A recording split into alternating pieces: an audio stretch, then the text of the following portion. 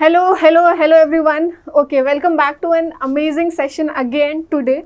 Amazing इसलिए क्योंकि आज का टॉपिक काफ़ी इंटरेस्टिंग है, बहुत सारे बच्चों के लिए इंटरेस्टिंग है और बहुत इन्फॉर्मेटिव भी है. ये टॉपिक आपको पता भी होना चाहिए क्योंकि आपके लाइफ प्रोसेस से रिलेटेड एक टॉपिक है जिसके बहुत सारे मिथ बनते हैं, बहुत सारी खुशफहमियाँ बनती हैं, बहुत सारे रॉन्ग नोशंस बनते हैं. तो आज का जो टॉपिक है वो है रिप्रोडक्शन. उसका बेसिक्स देखेंगे कि what is reproduction, how reproduction is helpful, कैसे हमें हेल्पफुल है ये प्रोसेस, क्या ये एसेंशियल प्रोसेस है. एसेंशियल मतलब कि ऐसा कोई इंपॉर्टेंट प्रोसेस है जिसके बिना हम सर्वाइव नहीं कर सकते, या नॉन एसेंशियल प्रोसेस है. ठीक. और फिर कितने टाइप्स के रिप्रोडक्शन हो सकते हैं, क्या हर तरीके के लिविंग ऑर्गेनिज्म एक ही मेथड ऑफ रिप्रोडक्शन फॉलो करते हैं, और उसके बेसिस पर कुछ क्वेश्चंस भी देखेंगे. हम अभी फिलहाल बेसिक्स की बात करेंगे, अभी इन डिटेल नहीं जाएंगे. इन डिटेल फिर एक एक टॉपिक को पिकअप करके हम करेंगे. तो आज हम बात करेंगे सिर्फ बेसिक्स की. अच्छा, अब ये आपके 9th एंट्रेंस और आपके 11th एंट्रेंस में दोनों में रिप्रोडक्शन से रिलेटेड चैप्टर है. बट 9th एंट्रेंस AMU और JMI में जो चैप्टर है वो इतना इन डिटेल नहीं है. 11th एंट्रेंस में जो चैप्टर है रिप्रोडक्शन से रिलेटेड वो थोड़ा इन डिटेल है. वहाँ पे ऑर्गन्स की बात की गई है, मेथड्स की बात की गई है, वो सारी चीज़ें हैं. तो फिलहाल हम थोड़ा सा रिप्रोडक्शन मेथड, उसकी इम्पोर्टेंस, क्या काम करता है, ये सारी चीज़ें देखेंगे. Now what is reproduction. Reproduction क्या है? रिप्रोडक्शन एक ऐसा प्रोसेस है, अगर हम हिंदी की लैंग्वेज में ऐसे बेसिक लेमैन लैंग्वेज में समझें कि रिप्रोडक्शन एक ऐसा प्रोसेस है जिसमें कोई इंसान, कोई ऑर्गेनिज्म मैं बोल सकती हूँ, कोई लिविंग ऑर्गेनिज्म अपने ही जैसे को जन्म देता है. अपने ही जैसे का मतलब क्या है कि जैसा वो दिख रहा है वैसा ही रिप्रोड्यूस करे, वैसे ही वाले को जन्म दे. ऐसा नहीं है कि एक जो बिल्ली है, कैट है, वो डॉग अपीयरेंस वाले को जन्म दे, ये नहीं पॉसिबल है. ठीक है. या एक कोई लॉयन है तो वो एलिफेंट को जन्म दे दे, नॉट पॉसिबल. रिप्रोडक्शन क्या है? एक ऐसा प्रोसेस है जिसमें हर लिविंग ऑर्गेनिज्म अपने ही जैसे को जन्म देता है. ये लाइन प्लांट्स पे भी लागू होती है कि अगर आम का पेड़ है तो आम के पेड़ को ही जन्म देगा, अमरूद के पेड़ को जन्म नहीं देगा. ठीक है. तो रिप्रोडक्शन क्या है? It's a process of living organism in which an organism produce it's young ones. अपने ही जैसे को जन्म देना. ठीक है. अपने यंग वंस मतलब अपने से छोटे बच्चे को जन्म देना. Right. Reproduction refers to the process by which living organism produce offspring. Offspring का मतलब होता है चाइल्ड. ठीक है. Child similar to themselves. ये लाइन इंपॉर्टेंट. अपने ही जैसे को, ऐसा पॉसिबल नहीं है कि कोई एक मंकी लॉयन को जन्म दे, नॉट पॉसिबल. ठीक. फिर क्यों इंपॉर्टेंट है? Ensuring the continuity of life on earth. तो ये तो हो गई एक प्रोसेस की बात. इंपॉर्टेंट क्यों है? क्योंकि अगर किसी जीव को अपनी कंटिन्यूटी अर्थ पे, पृथ्वी पे मेंटेन रखनी है तो जन्म देना ज़रूरी है अपने ही जैसे को. क्योंकि हर एक लिविंग ऑर्गेनिज्म की डेथ तो श्योर है. अगर वो पैदा हुआ है तो एक किसी न किसी दिन वो, उसकी मौत या डेथ श्योर ही है ना. अगर मान लो वो लास्ट मेंबर है उस जीव, वो मतलब उस कैटेगरी का, फॉर एग्जांपल कोई भी एनिमल ले लेते हैं, डॉग ही ले लेते हैं मान लो. ठीक है.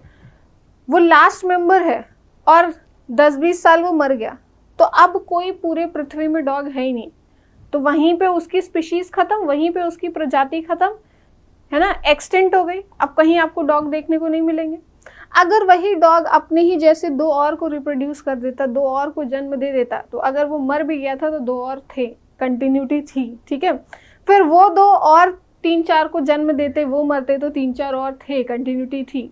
तो रिप्रोडक्शन प्रोसेस क्या है? It helps in continuing the species on earth. कोई भी लिविंग ऑर्गेनिज्म अपनी जाति को कंटिन्यू रखे, अपनी प्रजाति को कंटिन्यू रखे अर्थ पे, उसके लिए इम्पॉर्टेंट है. अगर कोई ऐसी स्पीशीज़ है किसी भी लिविंग ऑर्गेनिज्म की जो रिप्रोडक्शन नहीं कर रही है, तो धीरे धीरे उनकी डेथ होती रहेगी, क्योंकि डेथ तो फॉर श्योर है.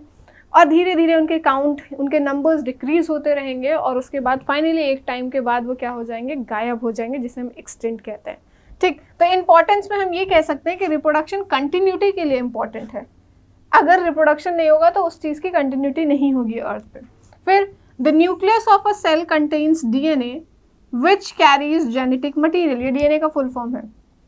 अब रिप्रोडक्शन में सेल इन्वॉल्व होता है। जैसा कि आपको पता है कि हर लिविंग ऑर्गेनिज्म की basic structural and functional unit क्या है? सेल। सेल में है न्यूक्लियस और न्यूक्लियस में है जेनेटिक मटेरियल जिसे हम कहते हैं डीएनए। अब जिसका जैसा डीएनए वैसा ही उसका अपीयरेंस होगा, और जब ग्रोथ होती है या कह सकते हैं रिप्रोडक्शन होते हैं तो सेल से ही होता है। अगर आपको सेल थ्योरी का थर्ड स्टेटमेंट याद हो कि cell arise from pre existing cell, ठीक है। अगर कोई जन्म ले रहा है तो वो क्या कैसे ले रहा होगा? क्योंकि उससे पहले कोई सेल होगा, फिर वो सेल नंबर्स इंक्रीज कर करके यूनिसेलुलर से मल्टीसेलुलर ऑर्गेनिज्म बनाते हैं। तो नेक्स्ट लाइन क्या कहती है कि जो सेल का न्यूक्लियस है उसके अंदर डीएनए है जो जेनेटिक मटेरियल आने वाली नेक्स्ट जनरेशन में कैरी करते हैं। जेनेटिक मटेरियल मतलब कि आपके कैरेक्टरिस्टिक्स फीचर। आपने अगर देखा हो कि अगर एक बच्चा है उसकी बहुत सारी क्वालिटीज़ उसके फादर से मिलती हैं। क्यों मिलती हैं? क्योंकि उस बच्चे में जेनेटिक मटेरियल फादर का आया है। तो genetic material is responsible for giving you characters. Genetic material से किसी जीवित चीज़ में, किसी ऑर्गेनिज्म में कैरेक्टर्स देखने को मिलते हैं। अगर वही जेनेटिक मटेरियल नेक्स्ट जनरेशन में ट्रांसफ़र किया जाता है तो मतलब वो कुछ कैरेक्टर्स उसमें भी देखने को मिलेंगे। तो ये लिखा हुआ है कि जो डीएनए है वो न्यूक्लियस के अंदर होता है and that is your genetic material. Now importance, reproduction की इम्पोर्टेंस क्या है? जैसा कि मैंने अभी बताया कि कंटिन्यूटी मेंटेन रहती है। Reproduction ensures the perpetuation of species over generation preventing its disappearance from earth. अगर रिप्रोडक्शन नहीं करेंगे तो वो डिसअपियर हो जाएगी, स्पीशीज़ गायब हो जाएगी।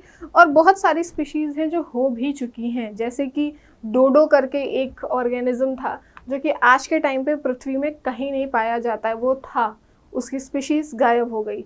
ज़रूरी नहीं अब वहाँ की उन्होंने रिप्रोडक्शन नहीं किया, अलग अलग फैक्टर्स हैं जिसकी वजह से स्पीशीज़ एक्सटिंक्ट होती हैं। सिर्फ एनिमल्स की नहीं, इवन प्लांट्स की भी बहुत सारी एक्सटिंक्ट डिसअपियर हुई हैं। तो कंटिन्यूटी अगर मेंटेन रखना है तो रिप्रोडक्शन ज़रूरी है। Next is population growth. Reproduction से पॉपुलेशन ग्रो करती है which is necessary for species long term survival, जो कि इम्पॉर्टेंट है कि स्पीशीज़ लंबे समय तक सर्वाइव करे, लेकिन एक हद तक। उससे ऊपर अगर चले गए तो पॉपुलेशन बहुत बढ़ जाएगी, जो कि नुकसान है। नुकसान उस पर्टिकुलर एरिया, उस पर्टिकुलर स्टेट या कंट्री के लिए। नुकसान कैसे है कि बहुत ज़्यादा एनिमल्स है, बहुत ज़्यादा प्लांट, बहुत ज़्यादा ह्यूमन बीइंग्स हो जाएंगे। स्पेस तो लिमिटेड है ना, जगह तो लिमिटेड है, वो थोड़ी बढ़ रही है, वो ग्रो नहीं कर रही है। चीज़ें ग्रो कर रही हैं तो फिर एकदम क्लटर्ड हो जाएगा, एकदम क्या कह सकते हैं, भीड़ हो जाएगी। चीज़ों के लिए लड़ाई होगी, चीज़ों के लिए छीना झपटी होगी कि मुझे चाहिए, क्योंकि चीज़ें तो लिमिटेड है। ज़मीन लिमिटेड है, वाटर लिमिटेड है, एयर जो है, फूड लिमिटेड है। तो there is going to be a competition अगर एक्सेसिव ग्रो हो जाती है। लेकिन अगर कहीं की पॉपुलेशन बहुत कम है तो वहाँ reproduction will help in increasing the population to a certain limit, कुछ सर्टेन लिमिट तक, एक्सेसिव नहीं होनी चाहिए। ठीक। नेक्स्ट, वेरिएशन क्या चीज़ होती है? वेरिएशन का मतलब होता है चेंजेस। वेरिएशन मतलब होता है चेंजेस। ठीक, वेरिएशन का मतलब होता है चेंजेस। अब जब रिप्रोडक्शन होता है तो रिप्रोडक्शन में आपने देखा है कि जैसे मैंने अभी एग्जांपल लिया कि एक फादर है और उसका चाइल्ड, क्या एक जैसे दिखते हैं? बिल्कुल नहीं, चेंज रहता है। फादर अलग अपीयरेंस है और बच्चे का अलग अपीयरेंस है। बच्चा थोड़ा थोड़ा शायद हम कह सकते हैं फादर से मिल रहा है या मदर से मिल रहा है, बट एग्जैक्ट फोटोकॉपी नहीं है, चेंज है। ये चेंज ही वेरिएशन कहलाता है, इसी को कहते हैं वेरिएशन। और ये वेरिएशन रिप्रोडक्शन की वजह से आता है। कैसे आता है? जैसे कि अभी प्रीवियस स्लाइड में हमने बात की थी कि जो जेनेटिक मटेरियल है वो ट्रांसफ़र होता है from parent to the coming offspring, जो आने वाला ऑफस्प्रिंग है उसमें ट्रांसफ़र होता है। लेकिन एग्जैक्टली वैसे ट्रांसफ़र नहीं होता है। अगर किसी का डीएनए ऐसा है, फॉर एग्जांपल ऐसा है, तो सेम ऐसा ही उसके ऑफस्प्रिंग में ट्रांसफ़र नहीं होगा, थोड़ा सा स्लाइटली चेंज हो जाएगा। ऐसा हो गया, थोड़ा सा वो ऐसा हो गया। तो ये जो स्लाइट चेंज हुआ है जेनेटिक मटेरियल में, उस स्लाइट चेंज की वजह से वो जो होगा वो एग्जैक्ट कॉपी नहीं होगा अपने पेरेंट जैसा, हल्का सा चेंज होगा और उसी चेंज को कहते हैं वेरिएशन। ठीक, तो वेरिएशन कैसे आता है ये लिखा हुआ है।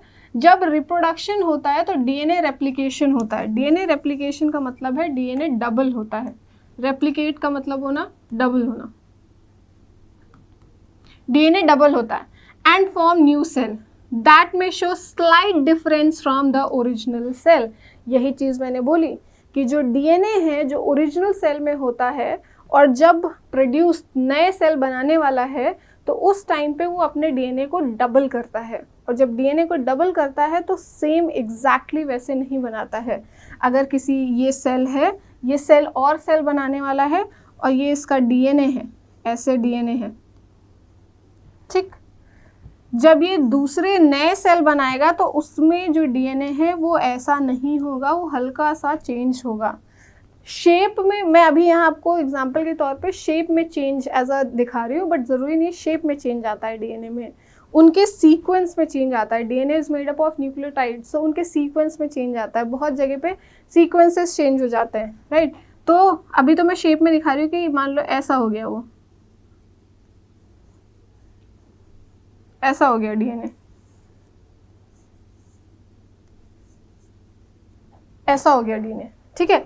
ओरिजिनल ऐसा था, लेकिन जब इसने अपने जैसे को प्रोड्यूस किया, अपने ही जैसे नए सेल बनाए, तो उसने पहले डीएनए रेप्लिकेशन किया, डीएनए डबल किया।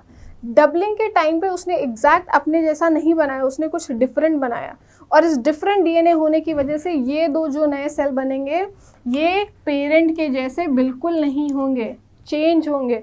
और ये चेंज ही तो क्या है, वेरिएशन। और ये होना भी चाहिए, चेंज होना भी चाहिए। सेम कॉपीज़ अगर रहेंगी, हर ऑर्गेनिज्म अपनी सेम कॉपीज़ बनाएगा तो बहुत एक क्या बोलते हैं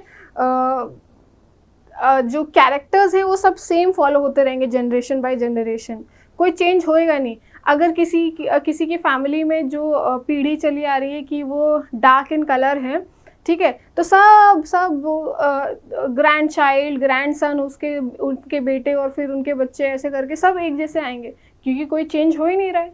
तो चेंज होना ज़रूरी है। चेंज क्यों ज़रूरी है? ताकि आप उस इन्वायरमेंट में सर्वाइव कर पाएँ, एक नया डेवलपमेंट आ सके, एक नया रूप आ सके।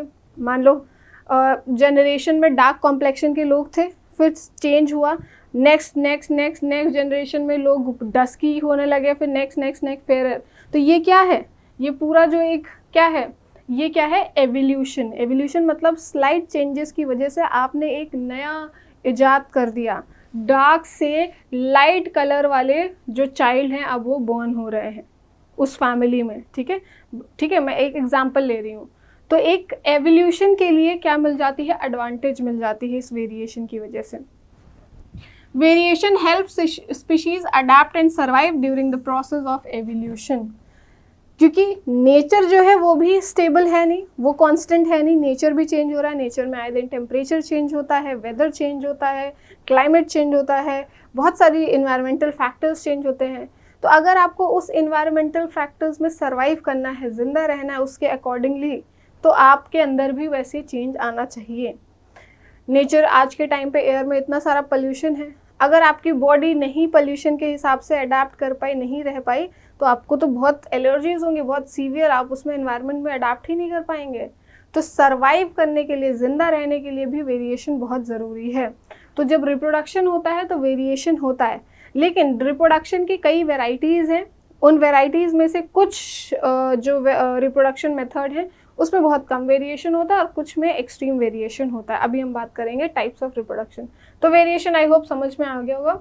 Now coming to the types of reproduction, तो we have two types of reproduction, one is sexual reproduction, another is asexual reproduction and another is sexual reproduction. Asexual की अगर हम बात करें तो यहाँ पे एक सिंगल पेरेंट यूज़ होता है, मदर और फादर, मेल फीमेल ऐसा कुछ भी नहीं यूज़ होता है। कोई एक ही ऑर्गेनिज्म काफ़ी है अपने ही जैसे को जन्म देने के लिए। यहाँ पे कोई स्पेशल सेल जिन्हें हम कहते हैं गैमेट एज सच कुछ नहीं बनता है। वेरिएशन की अगर हम बात करें, जैसे मैंने बोला कि रिप्रोडक्शन से वेरिएशन आते हैं, तो यहाँ पे अगर कोई ऑर्गेनिज्म एसेक्सुअल मेथड से रिप्रोड्यूस कर रहा है तो वेरिएशन के चांसेस बहुत कम होते हैं, बहुत माइनर वेरिएशन आते हैं या तो आते ही नहीं है वेरिएशन, ठीक। तो a single organism is capable of producing offspring, as I said कि एक कोई ऑर्गेनिज्म चाहे वो मेल हो फीमेल हो, रिप्रोड्यूस कर सकता है। मेल एंड फीमेल दोनों की ज़रूरत नहीं है, कोई एक सिंगल कर सकता है, ठीक। जो ऑफस्प्रिंग होते हैं, जो चाइल्ड होते हैं, उनके पास सेम जेनेटिक मटेरियल जाता है, जिसकी वजह से एवोल्यूशन ना के बराबर होता है या बहुत कम रेंज में होता है। It is a quick and efficient method of reproduction, बहुत फटाफट रिप्रोडक्शन होता है। मतलब अगर एक शॉर्ट स्पैन ऑफ टाइम में किसी ऑर्गेनिज्म की पॉपुलेशन बढ़ानी है तो एसेक्सुअल से फटाफट हो जाता है। मतलब 10 मिनट में bacteria can grow into millions asexually, ठीक है। Common in lower organism such as bacteria, fungi, तो जितने भी लोअर ऑर्गेनिज्म होते हैं, लोअर ऑर्गेनिज्म का मतलब क्या है, जो अच्छे से डेवलप नहीं है, जिनमें प्रॉपर ऑर्गन्स नहीं हैं, उनमें एसेक्सुअल मेथड होता है, ठीक। उनके पास ऑर्गन नहीं है कि सेक्सुअली रिप्रोड्यूस कर सकें, तो वो एसेक्सुअल उनके पास है मेथड। नेचर ने एसेक्सुअल मेथड भी बनाया है ताकि जो लोअर ऑर्गेनिज्म है वो भी अपने जैसे को जन्म दे पाएँ, ठीक है, सर कंटिन्यूटी स्पीशीज़ की मेंटेन रखें। सेक्सुअल में अगर आते हैं तो 2 लोगों की ज़रूरत पड़ती है, उसमें एक मेल और एक फीमेल। तो ह्यूमंस क्या है, ये कमेंट में लिख के बताइएगा कि ह्यूमंस का जो मेथड ऑफ रिप्रोडक्शन है वो एसेक्सुअल है या सेक्सुअल है, ठीक, ये आप बताएंगे मुझे। The offspring are genetically similar but not identical to the parent. जो बच्चे बनते हैं वो जेनेटिकली सेम है, मतलब जीन्स काफ़ी हद तक सेम होंगे, जैसे मैंने बताया कि काफ़ी सिमिलैरिटी होती है, तभी तो कुछ कैरेक्टर्स पेरेंट्स के बच्चे में देखने को मिलते हैं, लेकिन पूरी तरीके से सिमिलर नहीं होते हैं, पूरी तरीके से आइडेंटिकल नहीं होते हैं। This method fosters genetic diversity and is observed in higher organism. अब इसकी वजह से क्या होता है, अलग अलग जेनेटिक जीन वाले बनते हैं, ठीक है। अब मान लो एक कपल है, एक फादर मदर हैं, उनके 3 बच्चे हैं, तीनों दिखने में अलग हैं, बट उनकी जेनेटिक जीन काफ़ी हद तक सेम है, पूरी तरीके से जीन उनके भी सेम नहीं है आपस में। तो एक ही फैमिली में आपको कितनी वैरायटीज़ देखने को मिल रही है, तो इसकी वजह से जेनेटिक वैरायटी आती है, जेनेटिक डाइवर्सिटी जिसे कहते हैं। जेनेटिक वर्ड इसलिए यूज़ किया है क्योंकि जीन्स डिफरेंट हैं उनके पास, ठीक। Animals and most plants, example में कौन है, ह्यूमंस, एनिमल्स एंड प्लांट्स जो सेक्सुअल रिप्रोडक्शन करते हैं, ठीक। तो टाइप्स ऑफ रिप्रोडक्शन समझ में आ गया। तो we have 2 types of reproduction, that is sexual and asexual, ठीक। अब आते हैं सेक्सुअल रिप्रोडक्शन पे एंड देन एसेक्सुअल रिप्रोडक्शन पे। Just a second. Sexual reproduction in plant में सेक्सुअल रिप्रोडक्शन कैसे होता है, क्योंकि हमने अभी सेक्सुअल रिप्रोडक्शन का एग्जाम्पल देखा, तो वहाँ देखा प्लांट भी सेक्सुअल रिप्रोडक्शन में आता है और ह्यूमंस भी आते हैं। प्लांट की अगर बात करें तो प्लांट में जो फ्लावर होता है ये इनका रिप्रोड्यूसिंग ऑर्गन है। क्या है, रिप्रोड्यूसिंग ऑर्गन है। फ्लावर के 4 मेन पार्ट्स होते हैं। एक तो ये जो नीचे दिख रहा है सेपल, ठीक, फिर इनकी जो पंखुड़ियाँ होती है कलरफुल, जिसे हम कहते हैं पेटल। उसके अलावा ये जो दिख रहा है जिसपे ये येलो कलर का ऊपर हेड है, इसे हम कहते हैं stamen. This is known as stamen, ये यहाँ अलग से बनाया गया है। एक पूरा कहलाता है स्टेमन। अब स्टेमन के पार्ट्स हैं, नीचे वाला जो है ये फिलामेंट है, ऊपर वाला एंथर है। एंथर के अंदर इनके गैमेट बनते हैं।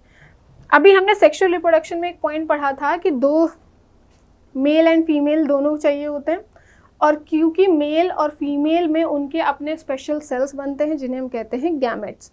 तो यहाँ फ्लावर इनका ऑर्गन है और फ्लावर में जो स्टेमन है ये इनका मेल पार्ट है, ठीक। प्लांट्स का ये मेल पार्ट है, और उस मेल पार्ट में जो ऊपर वाला हिस्सा है विच इज एंथर, उसके अंदर इनके गैमेट्स बन रहे हैं जिसे हम कहते हैं पॉलन ग्रेन। पॉलन ग्रेन, ठीक है। ये अब फीमेल की अगर बात करते हैं तो ये जो सेंटर में दिख रहा है ये दिस कंप्लीट इज, ये यहाँ अलग से बनाया हुआ है, इस पूरे को कहते हैं पिस्टल। इसके 3 पार्ट है, ऊपर वाला, ये ऊपर वाला स्टिग्मा लेबल किया हुआ है, बीच में स्टाइल, और नीचे वाला जो फूला हुआ है वो उसे कहते हैं ओवरी। इसी ओवरी के अंदर इनके गैमेट बनते हैं which is known as ovule. तो फ्लावर में मेल पार्ट भी है, फीमेल पार्ट भी है, जिसके अंदर इनके गैमेट्स भी बन रहे हैं, और यही गैमेट्स फ्यूज करते हैं, मीट करते हैं to form the next generation cell which is zygote.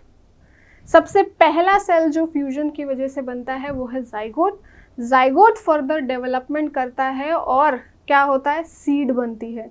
और जब उस बीज को आप बोते हैं तो एक नया पेड़ उगता है। तो जो बीज बनी है, जो सीड बनी है, वो किसकी वजह से बनी है? कौन से method of reproduction? That is sexual method of reproduction. तो जो भी आप प्लांट ग्रो करते हैं by the help of seed, seed की हेल्प से, इसका मतलब वो कैसा मोड ऑफ रिप्रोडक्शन है? सेक्सुअल। जो प्लांट आप विदाउट सीड ग्रो करते हैं, जैसे कि रोज का है, उसकी स्टेम लगाते हैं, तो वो आप कौन सा मेथड यूज कर रहे हैं? Asexual method of reproduction use कर रहे हैं। करेक्ट? ठीक। तो ये हो गया प्लांट्स में। एक हम अभी बस बेसिक्स देख रहे हैं कि प्लांट में कैसे सेक्सुअल रिप्रोडक्शन, प्लांट का कौन सा मेल पार्ट है, कौन सा फीमेल पार्ट है। तो male is stamen and female is pistil, और पिस्टल के नीचे वाला जो हिस्सा है ओवरी, उसके अंदर उनके होते हैं गैमेट्स, और स्टेमन में जो ऊपर वाला हिस्सा है विच इज एंथर, उसमें होते हैं इनके गैमेट्स, और फिर वो ट्रांसफर होकर फ्यूज कर जाते हैं। ठीक। अब बात करते हैं ह्यूमंस में। ह्यूमंस में भी सेक्सुअल रिप्रोडक्शन होता है। ह्यूमंस में जो फीमेल होती हैं, ठीक है, उनका गैमेट बनता है, गैमेट का नाम क्या है? एग। मेल होते हैं, मेल की बॉडी में उनका गैमेट बनता है, उसका नाम क्या है? स्पर्म। अब ये गैमेट एग बनता कहाँ है? तो ये इनके एक ऑर्गन में बनता है which is known as ovary. ठीक। जो मेल हैं, मेल का जो गैमेट है ये इनके एक स्पेसिफिक ऑर्गन में बनता है which is known as testis. ठीक। तो ये क्या है? रिप्रोडक्टिव ऑर्गन है, ऑर्गन के अंदर बन रहे गैमेट, ऑर्गन के अंदर बन रहे गैमेट। फिर ये गैमेट ट्रांसफर होते हैं, ये स्पर्म और ये एग मिल के एक सिंगल सेल बनाते हैं, उस सिंगल सेल को कहते हैं जाइगोट। प्लांट में भी सबसे पहला सेल जाइगोट बन रहा है, और ह्यूमंस में भी सबसे पहला सेल क्या बन रहा है? जाइगोट बन रहा है। क्लियर? तो अगर आपसे पूछा जाता है कि रिप्रोडक्शन का फर्स्ट सेल फॉर्म्ड क्या होता है, इट इज ऑलवेज जाइगोट। चाहे वो प्लांट के लिए पूछ रहे हो, चाहे वो ह्यूमन, एनिमल, किसी के लिए भी पूछ रहे हो, the first cell formed is zygote in the case of sexual reproduction, sexual reproduction के केस में। लेकिन आपसे एसेक्सुअल पूछ रहे हैं कि प्लांट में सबसे पहला सेल कौन सा बन रहा है एसेक्सुअल में, तो वहाँ आंसर जाइगोट नहीं होगा। वहाँ कोई, जब एसेक्सुअल मेथड करते हैं तो उसमें कोई पहला सेल नहीं बनता है, डायरेक्ट आप प्लांट में स्टेम, ब्रांच, रूट्स का इस्तेमाल करते हैं, जो कि बहुत सारे सेल्स का बना हुआ है, which is a multi cellular part use करते हैं आप। ठीक। तो सबसे पहला सेल जो बनता है जाइगोट। फिर जाइगोट में होती है multiple cell division, multiple cell division. एक सिंगल सेल है ना ये, एक से ये 2 सेल होता है, 2 से 4 होता है।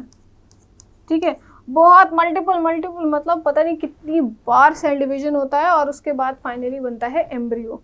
एम्ब्रियो एक ऐसी स्टेज है जहाँ पे जो एक सेल है, देखो एक चाइल्ड जैसा अपीयरेंस आने लगता है, बच्चे जैसा अपीयरेंस आने लगता है।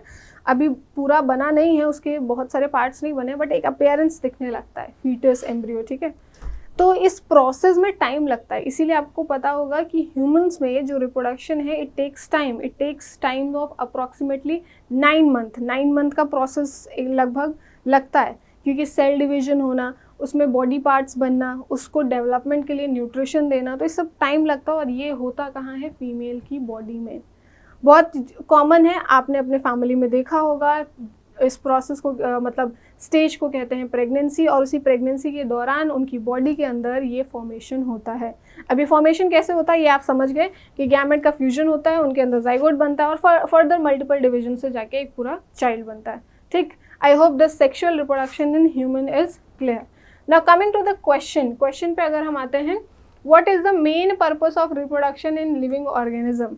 ठीक है, लिविंग ऑर्गेनिज्म का रिप्रोडक्शन के लिए क्या मेन पर्पस है? टू क्रिएट जेनेटिक डाइवर्सिटी बनाना, कंटिन्यूटी ऑफ स्पीशीज, ये to increase the size of individual organism, किसी ऑर्गेनिज्म का साइज बढ़ाना, एनर्जी लेना फ्रॉम द सन। तो इसका आंसर होगा कि रिप्रोडक्शन का मेन पॉइंट होता है कि आपकी स्पीशीज की कंटिन्यूटी बनी रहे अर्थ पे। तो ऑप्शन क्या होगा? बी। हमने पढ़ा भी था इंपॉर्टेंस में, एक था पॉपुलेशन ग्रोथ और दूसरा था कंटिन्यूटी, कि कंटिन्यूटी अगर रखनी है अपनी स्पीशीज़ की पृथ्वी पे तो रिप्रोडक्शन ज़रूरी है।